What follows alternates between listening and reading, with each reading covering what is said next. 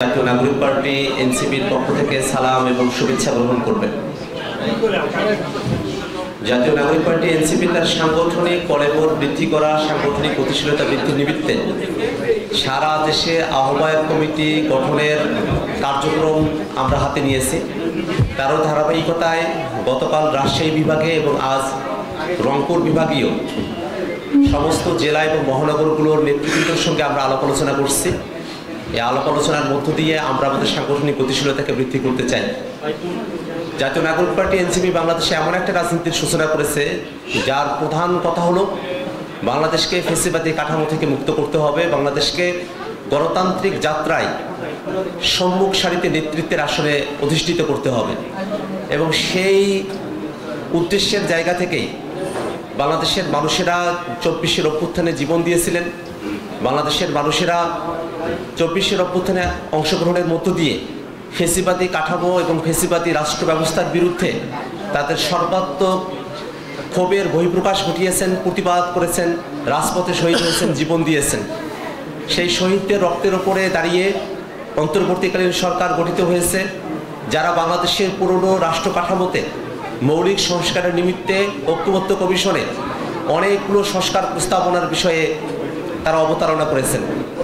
আমরা জাতীয় নাগরিক পার্টি এনসিপির তরফ থেকে একটা নিয়মতান্ত্রিক প্রক্রিয়ার মধ্য দিয়েই বাংলাদেশে গণতান্ত্রিক ব্যবস্থার উত্তরণের জন্য ঐক্যমত্য কমিশনের আলোচনায় অংশগ্রহণ করেছি। পারতপক্ষে ঐক্যমত্য কমিশনকে সফল করতে এবং এর মধ্য দিয়ে বাংলাদেশের রাষ্ট্র কাঠামোতে গুণগত পরিবর্তনকে অর্জনের জন্য জাতীয় নাগরিক পার্টি তার দীর্ঘদিনের সংগ্রামকে অব্যাহত রেখেছে।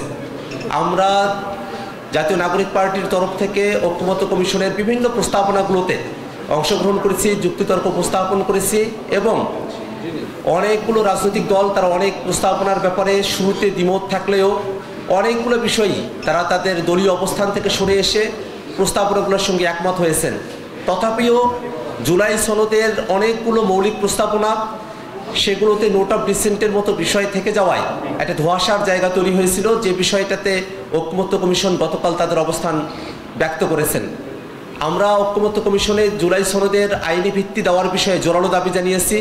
সে দাবির প্রেক্ষিতেই জুলাই সনদের রাজনীতি ভিত্তি দেওয়ার বিষয়টাকে মাথায় রেখেই ঐক্যমত্য কমিশন তৃতীয় ধাপের আলোচনা অনুষ্ঠান করেছে।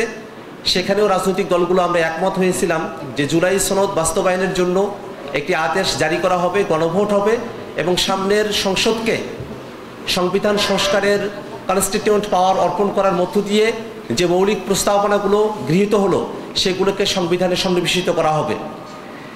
এই দাবির প্রেক্ষিতেই আমরা আমাদের কার্যক্রম পরিচালনা করছিলাম।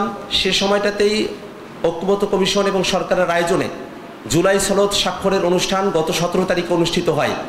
যেহেতু ততদিন পর্যন্ত জুলাই সনদ কীভাবে বাস্তবায়ন করা হবে, আইনি ভিত্তি দেওয়া হবে, সেই বিষয়গুলোতে সরকারের তরফ থেকে ঐক্যমত্য কমিশনের তরফ থেকে কোনোরূপ চূড়ান্ত বক্তব্য এবং সুপারিশ ছিল না।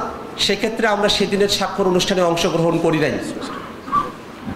সেদিনের স্বাক্ষর অনুষ্ঠানে অংশগ্রহণ না করার কারণে অনেক রাজনৈতিক দলই এমন মন্তব্য করেছেন যে জুলাই সনদের স্বাক্ষর অনুষ্ঠানে অংশগ্রহণ না করায় নাকি এনসিপির রাজনীতি হারিয়ে যাবে, এনসিপি রাজনীতির ময়দান থেকে হারিয়ে যাবে। কিন্তু এটাই সত্য, ইতিহাসের বাস্তবতা। সঠিক অবস্থান যদি কোনো রাজনৈতিক দল গ্রহণ করে, তারা যদি একাও হয়, তারাই বাংলাদেশে এবং এই গোটা বিশ্বে তাদের রাজনীতিতেই টিকে থাকে।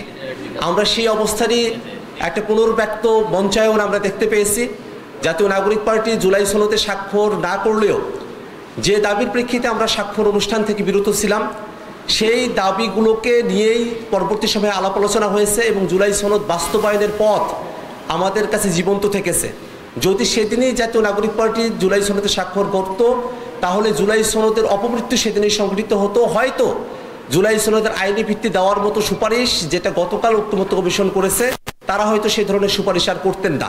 এই ধরনের একটা পরিস্থিতির মধ্য দিয়ে বাংলাদেশের মানুষকে নতুন ব্যবস্থার আকাঙ্ক্ষা মাটি চাপা পড়ে যেত, আমাদেরকে আবারও পুরনো কাঠামোতে ফিরে যেতে হতে পারত।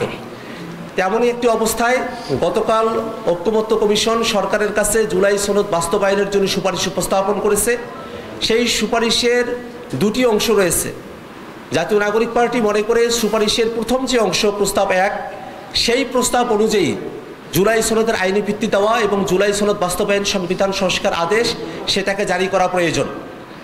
যদিও সেখানে ভাষিক কিছু জায়গায় ত্রুটি বিচ্যুতির জায়গা আমরা পরিলক্ষণ করেছি, কিন্তু সেই জায়গাগুলোকে সংশোধন করে জুলাই সনদ বাস্তবায়নের জন্য ঐক্যমত্য কমিশনের গৃহীত প্রস্তাব 1 সেটাকেই সরকার যেন গ্রহণ করে জুলাই সনদকে আইনি ভিত্তি প্রদান করে, সে দাবি আমরা সরকারের কাছে রাখতে চাই।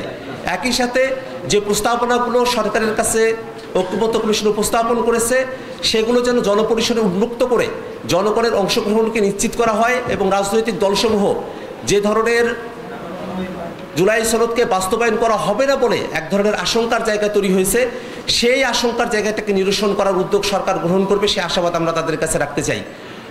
প্রিয় সাংবাদিক বন্ধুগণ, জাতীয় নাগরিক পার্টি এনসিপি জুলাই সনদের পরিপূর্ণ বাস্তবায়ন চায়।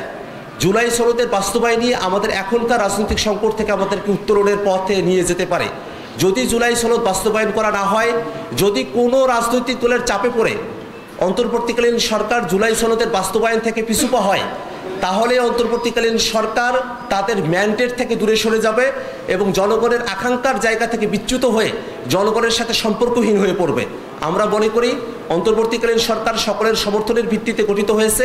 এই বাংলাদেশের মানুষের সমর্থনকে ব্যক্ত করেই জুলাই সনদের পরিপূর্ণ বাস্তবায়ন নিশ্চিত করাই এখন অন্তর্বর্তীকালীন সরকারের প্রথম অগ্রাধিকার হওয়া প্রয়োজন এবং তারই ভিত্তিতে সামনে নির্বাচন অনুষ্ঠিত হবে এবং নির্বাচনের পূর্বেই সংস্কারের আদেশগুলোকে জারি করে সংস্কারের বাস্তবায়নকে সুনিশ্চিত করে বাংলাদেশের রাজনৈতিক অঙ্গনে স্থিতিশীলতা ধরে রাখার